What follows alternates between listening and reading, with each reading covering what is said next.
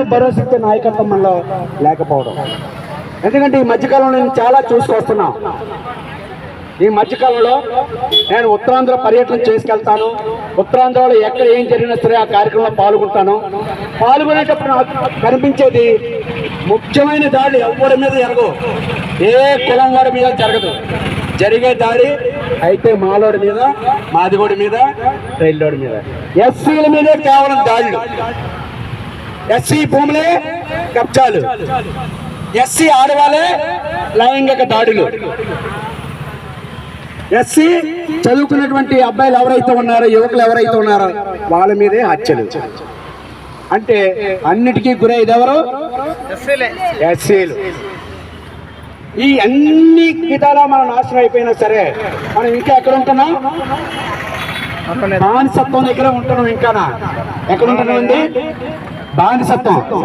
ఈ రోజు విజయవాడలో అతి ఎత్తైనటువంటి అంబేద్కర్ యొక్క విగ్రహం ఉంటే ఇప్పుడున్నటువంటి ప్రభుత్వం 2 సంవత్సరాలు అవుతున్నా సరే ఆ మహనీయుడికి దండ వేయలేదంటే ఎంత సిగ్గుచేటండి. ఈ రోజు మన మీద దాడులు రాజ్యాంగ పద్ధతిలో ఉన్నటువంటి, రాజ్యాంగపరమైనటువంటి పదవుల్లో ఉన్నటువంటి వ్యక్తులు. ఒక రాష్ట్ర ముఖ్యమంత్రి దళితుల్లో ఎవరైనా పుట్టాలని కోరుకుంటాడని చెప్పి అధికారం చేసేవాడు ఒకడు. స్పీకర్ గా ఉన్నటువంటి వ్యక్తి డబ్బు కొట్టే వాళ్ళు కొట్టు ఓటి. డిప్యూటీ స్పీకర్ గా ఉన్నటువంటి వ్యక్తి కులాల పేరుతో, మతాల పేరుతో మన ప్రాంతాలకు వచ్చి మనకున్నటువంటి దేవాలయాన్ని విరగొట్టి రామాలయాలు కడతాడట. అంటే మనల్ని ఎంత అనగదొక్కుతున్నారంటే అంత అనగదొక్కుతున్నారు. ఏది చేసినా దాడి మనం ఊరుకుంటున్నామని చెప్పే. అదే పిడికిలు బిగించి పుట్టామంటే మనం పిడికిలు బిగించలేదు. పిడికిలు బిగిస్తే మనం ఎక్కడ ఉంటాం? ఆడికంటాడు, తాతకంటాడు, బాబు కంట మనం ముందుంటాం. ఎందుకంటే మన తాత అంబేద్కర్ మనకు పౌరుషాన్ని ఇచ్చెళ్ళాడు.